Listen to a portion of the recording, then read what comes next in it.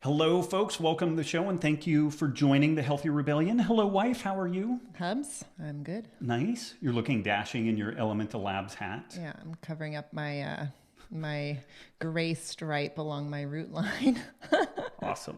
Awesome. Gotta do what you gotta do. Definitely. So Texas is not a We're flaming finally inferno. getting somewhat of a fall. Yep. Yeah, and it's Worst Fest now, so we're gonna get to experience what all the glory that is Worst Fest here. The best of the worst. Yeah, here in New Braunfels, it's like a 2-week thing. WURST. Worst Like fest. bratwurst. They have other verse And beer, I besides think too. bratwurst. But we're Yeah. we're gonna check that out with the kiddos and the cousins and see what that's all about. Yeah, the downtown New Braunfels kind of German cultural influence is interesting because it's the only place that I've been outside of Europe where at 9 a.m. people will be pulling back a gargantuan stein And of beer. everybody dresses in lederhosen. Well, and that's the other thing too. But I mean, into this on scene. any given weekend, though, right, downtown okay. in Yeah. New Braunfels, there will be somebody drinking a stein of beer. Yeah. At the one of the farmers German market is right meals. outside of this restaurant called Krause's, which is a huge beer garden area with phenomenal food, like really good, like quail and sausages and beef. But and New shrimp Braunfels and, is terrible. You wouldn't but want to yeah. live here. Yeah, the people do like their beer. What's our news piece for today? You had something pulled up about Brazil. Yeah, this is a Washington Post, and we'll have it in the show notes. Schools in meat-loving rural Brazil went vegan. The community revolted. It's a really interesting piece because when you dig into this thing, it looks like a woman who is from apparently like the Boston area, because apparently she had some very hard R's in her, like smat and all the rest of that stuff. She went there and told these people that what they were doing was the wrong thing and they needed to go vegan and eat a bunch of soy. And folks tried it, and apparently the kids were choosing to not eat the food and just going home hungry. And oftentimes these were scenarios in which the one meal that the kid kind of got throughout the day was the school meal. They said it was kind of tasteless, and then there was kind of a peasant uprising against this in that why is this person from outside their community coming in and telling them what they need to do and that what they've been traditionally doing is wrong? And this is a perplexing topic to me on veganism in this age where we're talking about like cultural appropriation and gentrification. And I can't think of something more culturally appropriative than like going a into somebody's wealthy country and white person going into telling someone's them country how they should and feed telling themselves. them that, hey, you need to ditch all of your traditional food systems. Now, granted, a lot of the developing world is experiencing really catastrophic health problems because we are exporting shitty food. But this is an entirely different thing than going in and actually saying, hey, let's look at some pictures of your culture 100 years ago. Nobody's overweight. Nobody's obese. Nobody has diabetes. And we have a zillion different local cultural cuisine approaches that fed and watered people in a spectacular way and did not lead to chronic degenerative disease. But the one goddamn solution that is offered is veganism. And all of this stuff was also kind of scaremongered and couched within the climate change story and like the fact that there were fires in the Amazon in Brazil. But there's a whole other backstory to that, which is that soy crops are arguably like a much larger issue with that whole like deforestation piece and everything. And this is again why Diana Rogers and I worked on the book Sacred Cow, which is due out summer of next year. It's a really gnarly big topic. And so I chances are somebody's going to be triggered even from what I've said. I'm trying to be more like, not blasé, but like there's just a lot of shit that needs to be unpacked with this stuff. And sometimes there's just going to be topics that maybe we have a deeply held conviction on it. Like the topic of climate change is probably something that we should put some thought into. And because we need to put some thought into it, we maybe shouldn't have like a hyper emotional response and assume that like the 18-second elevator pitch story is the story. You know, it's like most of the people listening to this show and that listen to the Paleo Solution, like if we were to throw out there the notion that, hey, the process of like cardiovascular disease is a really complex thing. It's not just cholesterol. It's not just like, it's a multifactorial thing. And so if we start talking about how we're going to feed a global population and do that in a way that's sustainable over hundreds or thousands of years, we might need to have some back and forth about all the details of that. And I would throw out there also that the solutions that are going to work in Brazil are not going to be the solutions that work in Saskatchewan. And we need to have some respect for the local cultural differences. There's not one size fits all solutions to... Funny enough, maybe not. And this is one of the things that just gives me an absolute red ass about this stuff, because it's so interesting, because like I always get it. Was it the Warren Commission or the McGovern Commission? One of them was like the JFK assassination, and the other one was the food, investigation, like Ansel Keys and McGovern, I believe. So McGovern, yeah. I'm pretty sure. But when McGovern was interviewing scientists, and they were like, the science is inconclusive, and we don't think the science supports what you guys are saying, he quipped that senators don't have the luxury of waiting for all the science to be in. We need to act. Well, the way that they acted created the junk food industry and arguably kind of launched the modern diabetes epidemic. And there's overly simplistic, stories around that too. But God, this seems similar, where it's like, we need to act. Okay, well, let's be really clear about what it is that we're doing. But anyway, we will have a link to this. It's a Washington Post piece. And I think it's just really interesting because... So how is it netting out? Like, are they staying strong and pushing forward? Because I know there was some statement in there that they wanted to have all the schools be plant-based by a certain year, or did the revolt of the parents and the people, are they kicking this legislation out, or what's... It's back and forth. So it's still in process. It's a mixed bag, yeah, and it's a mixed process. And God, if you look at the comments on this thing, it's just like, we have a lot of work ahead of us. But it's funny how in one of your Wired to Eat talks a couple of years ago, you talked about how people think it's orthorexia, like disordered eating, to cut out a whole food group like grains. Like that's like one of the biggest criticisms of paleo, right? Cutting out grains and dairy. But here they are wanting to cut out an entire food group of meat. This is a fascinating thing. And whenever I find somebody in the health and wellness space that says that low carb diets or paleo diets are problematic because you're cutting out a whole food group, inevitably you can look that person up and search whatever their name is and vegan or vegetarian, and these people will advocate for a vegan or vegetarian diet, and that is in fact also cutting out whole food groups. So yes, so good point on that. But yeah, so anyway, it is an interesting news piece, and I don't know if I'm patting myself on the back or beating myself over the head with a bat, but I've been saying for years that stuff like this was coming. And abs are sexy, and skinny jeans sell shit, and like there's all kinds of jokers on the internet that we definitely cater more to our aesthetic vices than we do like these big, squishy, hard to get our arms around topics. But this thing's a pretty big deal. So, and don't just take our word for it. Like, definitely be critical of what we're saying. But like we Diana posted a paper today from the proceedings of the National Academy of Sciences, and it basically, maybe we'll pull this one up next week and we'll dig into that one. But it makes the case that if you completely did away with all animal husbandry in the United States, it would reduce total greenhouse gas emissions by the United States by about 2%.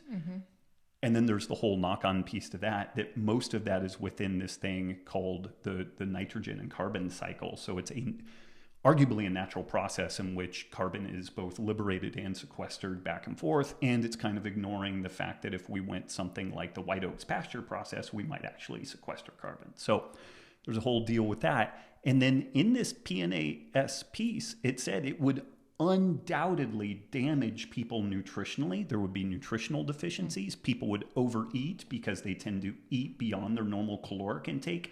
due to caloric deficiencies. It's an outstanding paper, and holy smokes, the way that people lost their minds on that. Like one person was like, so Robb, how much are you getting from Big Meat? And I was like, no, man, I'm Big Sweet Potato, you know? Like, you missed the note on that, because the low carb jihadis still think that I'm like, you know, getting money from Big Sweet Potato, because even though I love ketogenic diets, I don't think they're the right thing for everybody. Right. So of course, dude, we're just flush with cash. We're getting money from like Big Sweet Potato and Big Meat. And who's next? Big Pharma? I'm just hoping it's Big Cocaine. So Big cocaine. We'll really go big on that. So yeah, I'll unpack that one maybe on the next show. Yeah, let's make a note to do that. Cool that sounds like a good one. All righty, let's see. So this is episode 4, and we want to read one of our favorite reviews from the first couple of episodes. And hopefully, thank you guys for listening. Yes. Please subscribe. Please leave a review. Yep. It really makes or breaks shows. Yep. And so if you like the show, please give a review. Yeah, absolutely. So anyway, this review is from Keto Tony, and he says, spot on dude and his better half. This guy, Robb, has been down more rabbit holes for us than Alice. He's cutting edge and old school common sense both at the same time. Follow Robb and his charming wife, Nikki, as they patiently answer the same questions over and over and over again. No, really. They are the best thing that's happened to health radio since George and Gracie. I'm all in. Tony, that's an awesome review. Thank you so much. Pretty cool. Are you letting folks know? I am. So okay. Tony, okay. Keto Tony, if you're listening to this, thank you again for your review. Shoot us an email to hello@robbwolf.com. Let us know your shipping address and your t-shirt size. You are going to get one of our very first Healthy Rebellion radio t-shirts. And they'll be awesome. They will be awesome. Yeah. So. Alrighty, let's see. Today's show is sponsored by Elemental Labs, maker of the electrolyte drink mix Element Recharge. Robb, I don't know if you noticed, but this morning in the Healthy Rebellion community, Allison, one of our members, posted a recipe. She shared a recipe where she makes a salted caramel vanilla coffee using the Element Raw unflavored mix. So she says she adds people what it is. You're just going to leave them no, dangling. I'm going to give the recipe. Okay. So to her coffee, she adds 1 scoop of vanilla collagen powder, a splash of organic heavy cream, and 1 packet of raw unflavored Element Recharge. And in her words, it's all of the fun, none of the guilt. So grab your stash of Element Recharge at drinkelement.com. That's drinklmnt.com. Allison also had an Element Jello shot recipe for Halloween. Yeah, to yeah, the day after Halloween, when most people are bringing bags of candy into their office and their work, she's like, they can have their candy, and she had her little Jello. It was not spiked. It was like Jello shots, but without. I don't know. You need to do a chemical analysis on that. If that would be a crafty you never know. Way of sneaking that it would in. be a crafty way. Have a good post Halloween day of work with your. It's like, wow, they were very quiet today. Yeah. Not particularly productive, but yeah. All righty, let's see. Let's go on to our questions for this week's episode. We have a question from Erica on calcium. She says, hi, Robb. I first want to thank you so much for the wealth of knowledge you share. Your book, The Paleo Solution, helped me get off Enbrel, which I was taking for 13 years for rheumatoid arthritis. I've been medication and symptom-free for a year just by following a paleo keto diet, and I don't ever plan on going back to my old life of processed foods, joint pain, and weekly injections of Enbrel. Awesome. However, I am concerned about my calcium intake. Dairy and beans flare up my arthritis symptoms, and I don't digest leafy greens well at all. I know sardines are a good source of calcium, but I just can't stomach them. Seriously, my husband is not even allowed to kiss me after he has eaten sardines. Do you have any suggestions of ways I can get calcium in my diet? I've heard bone meal is a good source, but I don't know exactly how to add that to my diet in an appealing way, and I'm not finding much on the internet. Thank you so much. Yeah, this is a great question, and within kind of paleo keto land, bone broth is a reasonably good option. This sounds maybe a little gnarly, but if you have anything like chicken or ribs, anything that's got kind of like some bony articular pieces to it, if you just cook it really well, like good Texas barbecue or something like that, the cartilage will be very amenable for chewing. Even some of the bones will be amenable for chewing. Like if we have the time to really do a good job on our ribs when I cook them, Like if the bone should be like that big, when I'm done with it, it's we like should that take big. a picture of how well you eat ribs, babe. Like it's no joke. Like It looks like I'll eat a rib, the kids eat their ribs, and then Robb is like the family dog that takes the rib, the eaten ribs off of everybody else's plates, and then makes them look like they've been baked out in the sun in like the Sahara for like 2 years, and they're like, there's like not even a stitch of anything edible left to them. Barely even the rib left. So those things are great options. Just saving your bones and making homemade bone broth, getting something like kettle and fire bone broth, like all those things are good options. And so long as you're generally eating a well-balanced whole food-based diet and getting adequate sodium and magnesium, your calcium needs are actually kind of moderated. Your body will do a pretty good job of regulating things and then making sure that you're getting some vitamin D and K in the mix. Also, follow Chris Masterjohn for all the deep, insights on that. But adequate ADK levels will also ensure that just about whatever calcium you're bringing in, you will retain the appropriate amount, and not just retain it, but put it in the right spot. This is one of the problems with overly elevated vitamin D levels relative to vitamin K levels. The D helps you retain it. The vitamin K tells your body where to put it. You don't necessarily want to stick that stuff in your vascular endothelium. So that bone broth, eat the cartilage off of your fleshy, meaty things, and then just make sure you're doing a good job on sodium and magnesium in the rest of your diet. Okay. Let's see. Our next question is from Gordon on coconut and avocado oil potato chips. You've mentioned potato chips with an avocado coconut oil, but never really gave a thumbs up or down as to if these chips are okay to have. For me, every day, I have a hard time with anything besides meat and rice. Am I plowing too many calories and carbs down? Any thoughts? I'm a 56-year-old male. I work out 2 to 3 times a week. I have a physical job, but recently put on weight in my midsection. I eat about 4 to 5 bags of chips a week. All around good guy and overworked father. Sounds like much of the population. Everybody. Gordon, this is a great question. What do they call this stuff in like the consumer product good space? The better thans. Mm-hmm. So like Siete chips, Jackson's Honest. Yeah, Jackson's Honest, which Jackson's Honest would probably be similar to this, where it would be potatoes or sweet potatoes and plantain, and they're cooked in coconut oil. We're definitely going to avoid the problems with like oxidized polyunsaturated fats, which even things like canola oil can be kind of problematic with that. The downside is that you can eat 4 to 5 bags of them per week, and there's just like another probably 1,000 calories that you just drop on top of things. And so like if you're going to kick your heels up, I think it's probably worthwhile to find something like this. But at the same time, 4 to 5 bags a week might, if you were lean and you were happy with your physique, then I think that's probably not the end of the world. Yeah. But the fact that you're wanting to be leaner around the midsection, that would be a pretty good spot to start, I think. And so we're big fans of both Mammoth and Rebel ice cream. Stuff's great, and while the weather was hot, we would do dinner, and then I'm like, man, some Rebel ice cream would sure be good. And we've been stressed out. Sleep's been okay, not great, but not terrible. Exercise has been hit and miss, definitely not as much as what we would like. And then I would finish off the evenings with a big bowl of keto-friendly ice cream. And lo and behold, I got a lot of calories. Chubby. It's like I didn't spike my insulin, but I managed to get chubby.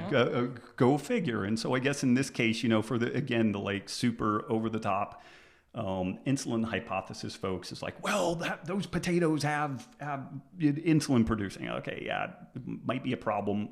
Like the bag of chips for me would be a worse decision than like the keto ice cream because of the blood sugar. Don't respond well to carbs. But at the end of the day, it is kind of the caloric load and the fact that both of these things are kind of hyperpalatable foods is where you get yourself in trouble. Yeah. All right, Gordon. So cut it down to 1 bag a week and report back. Yeah, and do a workout first or take a walk afterwards. Take a walk afterwards, yeah. Yes. Yeah. Okay. We have a question from Matt on booze, keto, and gut health. Matt says, any chance you can devote some time on the show to discuss alcohol? I'm amazed at how little information is available as to its effect on keto, weight loss, and muscle gain. Here's an example. My wife and I split a bottle of wine every night. We start with dinner and finish it off in the next few hours. The effect of this on sleep is a whole different topic. But what is the wine doing to my ketogenic state and ability to lose weight? Is the outcome different if it's 2 shots of tequila? The wine we drink is always dry with no residual sugar present.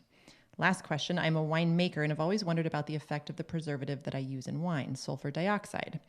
It's added to wine immediately after fermentation is complete. I continually maintain a ratio of 100 to 150 parts per million. Legal limit is 350 parts per million until bottling to prevent bad stuff from growing.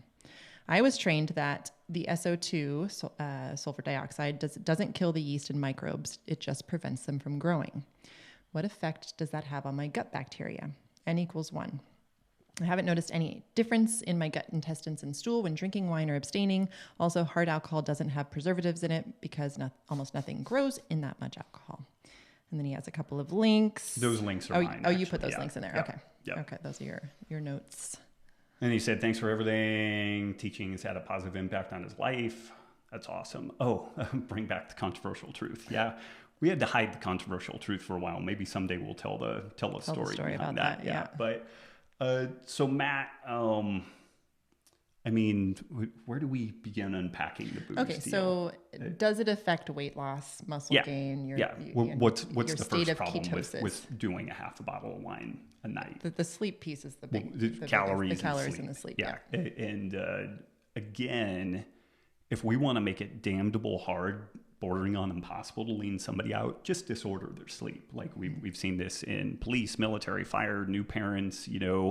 When sleep is bad, then it's really hard to lean people out. And if somebody's starting from very overweight, then we can usually make some progress, but you hit a plateau rather quickly. Sleep, just all the metabolic issues around the sleep.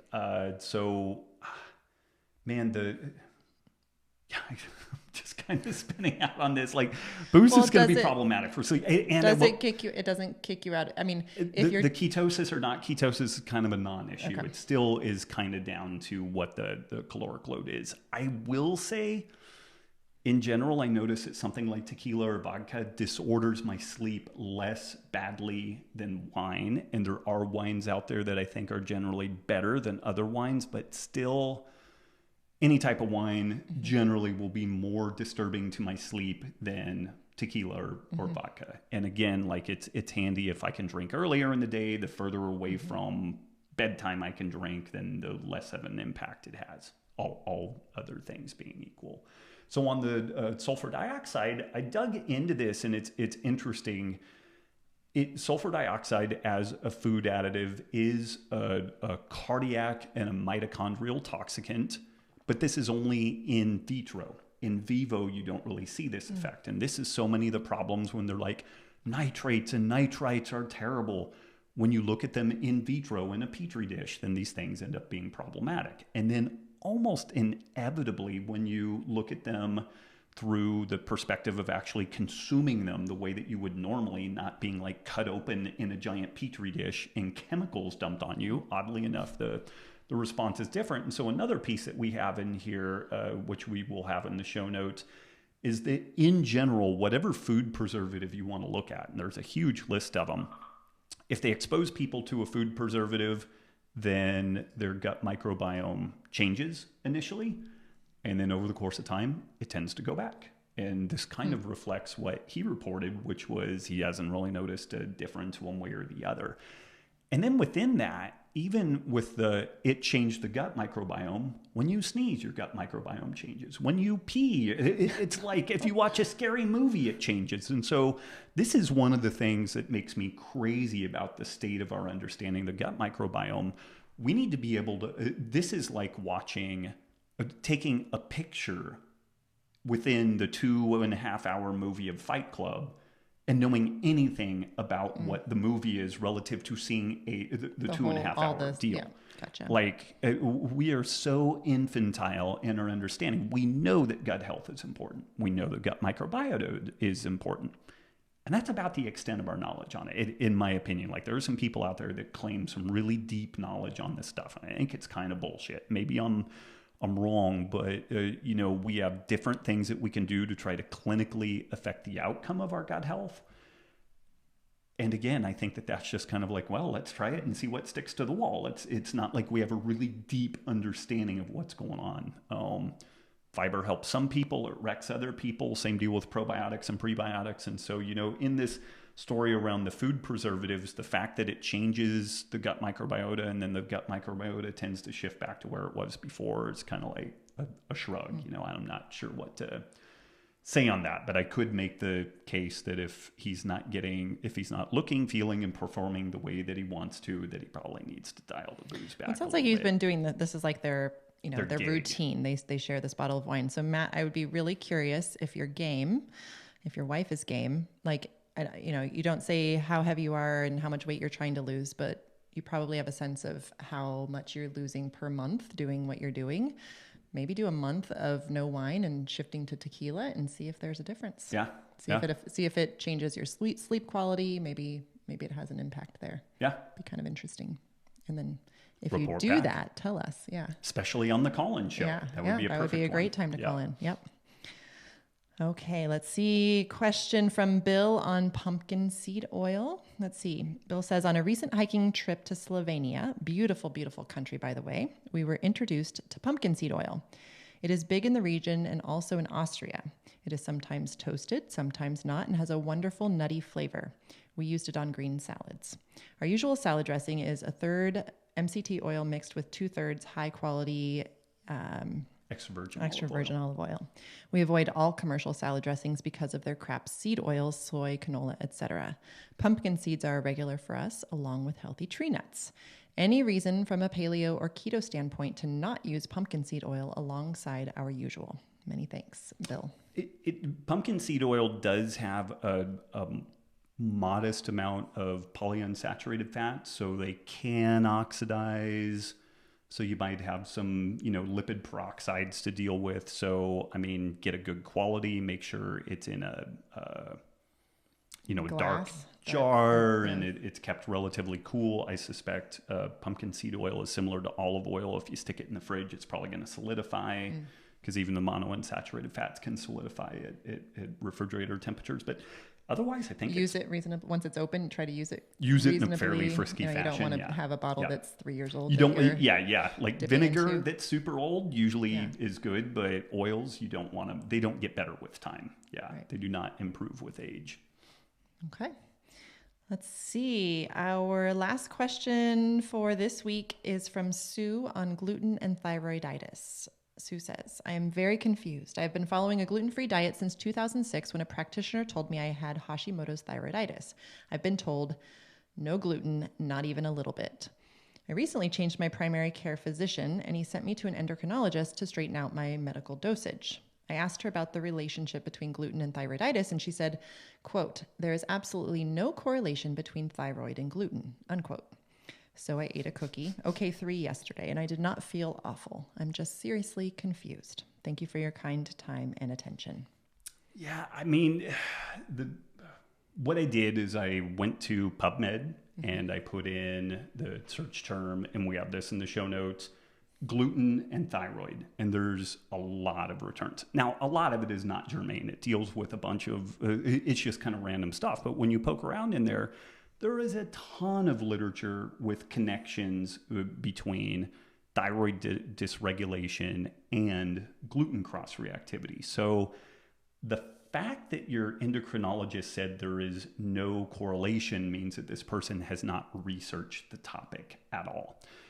Now, the deal is, though, is that there are, I was just listening to an amazing Nourish, Balance, Thrive podcast. They interviewed Malcolm Kendrick, who is a physician who is very well steeped on cardiovascular disease propagation. And again, when he was talking about different things, he says that is a cause of cardiovascular disease, not the cause of cardiovascular disease. Gotcha. And this is something that we need to get in our lexicon.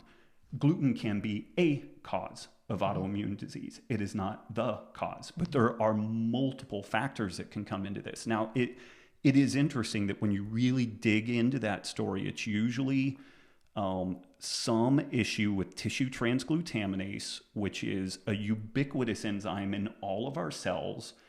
And the tissue transglutaminase is the thing that in celiac and other gluten autoimmune conditions, that is the protein that is getting cross-reacted to. So there's something there, and it's really deep, but there are other molecular mimics in nature and in our diets that can produce this, even just endotoxins from certain bacteria. I think the last podcast maybe it wasn't the podcast, maybe it was me talking about my unpacking my gut health stuff. I talked about the anti-vinculin antibodies and the cytolethal toxin B that comes out of bacteria. If you get an autoimmune response to the cytolethal toxin B, then that can cross-react with vinculin, and vinculin is a normal protein in our gut, and then problems can ensue. So there can be multiple inputs here. Maybe gluten is not the input. The fact that she didn't feel terrible from a cookie. Also, part of that is if you're already in this Hashimoto's thyroiditis, she probably is on medication, so it's being managed, and so maybe you don't experience a worsening. But I will mention this. When you poke around in the literature, if you have a autoimmune disease, the likelihood of developing other autoimmune diseases is much greater. So this is where I would just not fart around with this stuff at all. And do you want to share our weekend dining experience talking about gluten? Yeah, we went out to a restaurant here in New Braunfels, which we really like. And historically, we've been there a couple times now. And they have a lamb burger on the menu, which is amazing. We order it with no bun. And we've had it I've had it three times. Three times, yeah. Yep. And so we just went the other evening. We had some friends come into town and ordered it, same way we always order it, no bun. And it shows up on a plate on a bun. So we say, we need to send it back. I'm typically reactive enough that if my food landed on a piece of bread, I can't eat it. It's typically going to crush me. Right. But even if there's a salad with the bread on the side of the plate, you have to remake it because just the tiny crumbs can make Rob really, really sick. So when I told the waitress what my situation was, she went back to the kitchen, then she came back and she said, "Hey, I don't know if you know this, but they put breadcrumbs in the lamb in the patty mixture." And it was like, I was like, oh fuck. And we've had this happen in the past where I've eaten something that seems like it should be fine, and then I get laid out sick. Well, even the barbecue place that we go to, which was amazing when we first moved here, and you kept getting sick after it, and we realized that they're putting flour in the coleslaw. They had kind of a roux in the coleslaw. Yeah. So once we ditched the coleslaw, you were fine. But so anyway, you've eaten this lamb burger like three times. Ordered it the other night, found out that it had breadcrumbs in it, and you ended up ordering something different because you didn't want to pressure test it. The crazy circuitous story on that is my gut health is better now. If you guys remember, I had some soup. We first moved to New Braunfels. My gut health got way better, and then I think I caught a gut bug. I did a ton of testing to unpack that and figure out what was going on. I do a full accounting of that in the Healthy Rebellion. So if you want to check that out, you can go in there. But kind of the long and short of that is I'm better now. I'm not quite where I was when things were really good, but it's better than other than that 6-week period when things were awesome. My gut health now is better than what it's been in 25 years. So it's pretty darn good. And as far as I can tell, I didn't react to the gluten. I had it at least 2 times, maybe 3 times.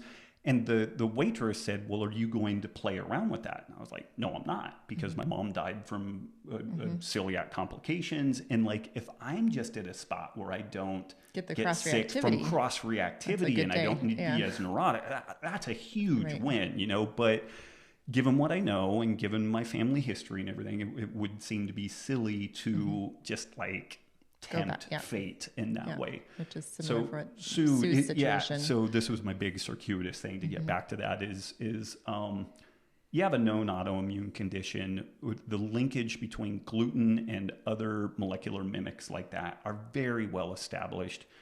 If it's not an entirely onerous thing for you to do this, then I would recommend sticking with gluten-free. And again, we'll have a link to this PubMed search. Like your doc needs to do less clinical time and a little bit of research time because he or she was very ill-informed on that. So. Yeah. All right, that was our last question for this week. Make sure you check out our show sponsor, Elemental Labs, and maybe make that salted caramel coffee goodness that Allison mentioned there with Element Recharge. And like Robb mentioned, he did a big unpacking of his blood work in the Healthy Rebellion community. So if you're interested in kind of joining our community and being a part of the conversations there, you can do that at join.thehealthyrebellion.com. And finally, please subscribe and leave us a review on iTunes or wherever you go for your podcast experience. We will read the bestest, pithiest reviews, and you can win a Healthy Rebellion radio t-shirt if we pick yours and you reach back out to us. Everybody loves pith. Pith. Yeah. Yeah. Okay. All right. Thanks, guys. Thank you, wife. Thanks, Hubs. Okay. Bye, guys. Bye.